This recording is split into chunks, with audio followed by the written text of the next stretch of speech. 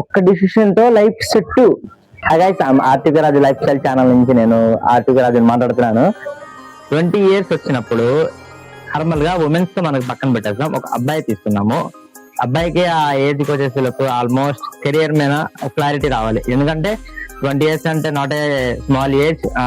ఆ ఏజ్ నుంచి మనకి ఎర్నింగ్స్ అనేవి స్టార్ట్ అవ్వాలి అండ్ రెస్పాన్సిబిలిటీస్ ఇవన్నీ చాలా పెరుగుతాయి. అప్పుడు మనం చిల్లరగా ఉంటే మహా అంటే ఒక 22 సంవత్సరాల చూస్తారు, తర్వాత మనమే నష్టపోతాము.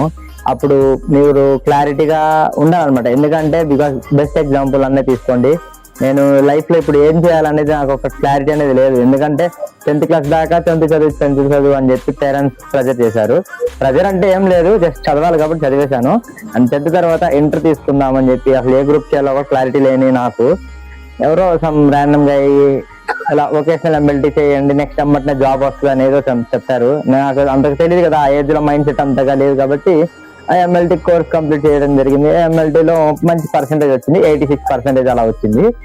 అండ్ నేను జాబ్ వస్తుంది అని ఎక్స్పెక్ట్ పెట్టేస్తున్నా. బట్ తర్వాత ఏం చెప్పారు, 1 year పాటు ఫ్రీగా గవర్నమెంట్ హాస్పిటల్ ట్రైనింగ్ చేయాలన్నారు. ఆల్మోస్ట్ 11 months కూడా కంప్లీట్ అవుతుంది గవర్నమెంట్ ట్రైనింగ్ కూడా చేసుకుని. బట్ ఇప్పటికీ 0 earnings.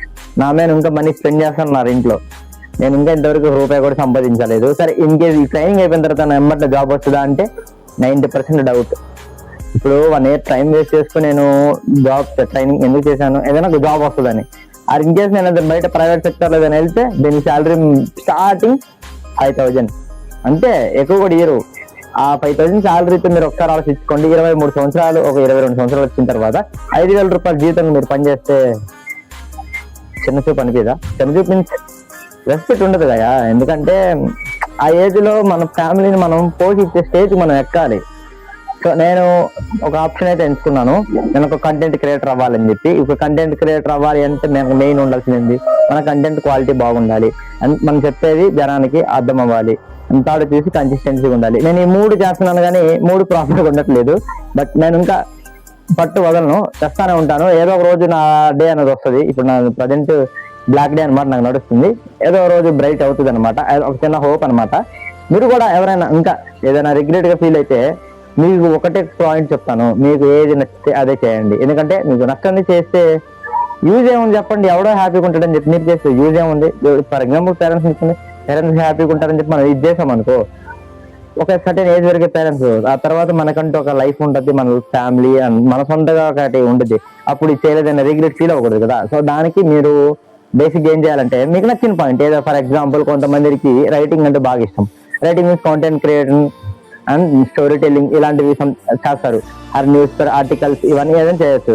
అండ్ సెకండ్ వచ్చేసి కెమెరా షూటింగ్. అసలు నిజంగా చెప్పాలంటే వాళ్ళు బెస్ట్ ఆఫర్ ఏంటంటే వాళ్ళు ఎక్కడికి పోయినా డిమాండ్ అనేది ఉంది. ఎందుకంటే ఇప్పుడు ఏ వచ్చిందని చెప్పి వీడియోస్ వాటికి డిమాండ్ తగ్గిద్దని మీరు అనుకుంటున్నారు. కానీ ఇది for example any marriage or any event or any function ఏదైనా జరిగినప్పుడు కెమెరామెన్ మెయిన్ ఇంపార్టెంట్.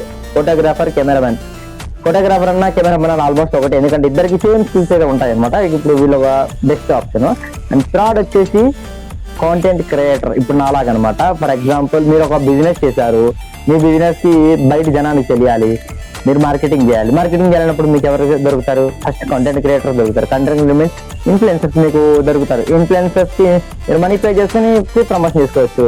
అది ఇన్ కేస్ మనకు మనీ స్పెండ్ చేసే అవసరం లేదు, మనమే సెల్ఫ్ ప్రమోషన్ చేసుకుంటే మీరు కూడా ఒక కాంటెంట్ స్టార్ట్ చేయండి. కాంటెంట్ మీన్స్ ఒక పేజ్ పెట్టండి, ఇన్స్టాగ్రామ్ ఆర్ యూట్యూబ్ లో ఒక ఛానల్ క్రియేట్ చేసి సెల్ఫ్ గా మీ షాప్ గురించి ఏంటి మీదంతా మీరే సెల్ఫ్ ప్రమోషన్ చేసుకోవచ్చు. ఎనీథింగ్ అలా అయినా చేసుకోవచ్చు. అలా చేసుకున్న బెస్ట్ ఎంప్లాయ్మెంట్ ఆప్షన్ అనమాట. ఎందుకంటే ఇది డిజిటల్ నెట్వర్కింగ్, ఆల్మోస్ట్ మార్కెటింగ్ అంటారు చూడండి, సేమ్ అదే అనమాట. బెటర్ ఐ థింక్ ఏదైనా గవర్నమెంట్ జాబ్స్ ఏదైనా వచ్చి కూడా ఇది చేసుకుంటున్న వాళ్ళు చాలా మంది ఉన్నారు. ఈ ఏజ్ లో ఒక పర్ఫెక్ట్ ఎగ్జాంపుల్ అంటే 99% డిజిటల్ మార్కెటింగ్ వెళ్ళిపోమని చెప్తాను. ఎందుకంటే దీనికి శాలరీస్ ఎమ్మటనే రాకపోయినా మనం తెలిసిన వాళ్ళు చాలా మంది చూస్తాను ఉన్నాం కదా, ఒక 2 to 4 years కొంచెం స్ట్రగుల్ అయ్యారు. తర్వాత నుంచి వాళ్ళ లైఫ్ చాలా మారిపోయింది. The best example free fire కమ్యూనిటీలో ధనుష్ ఎఫ్ఎఫ్ గేమర్ అని బ్రో ఉంటారు.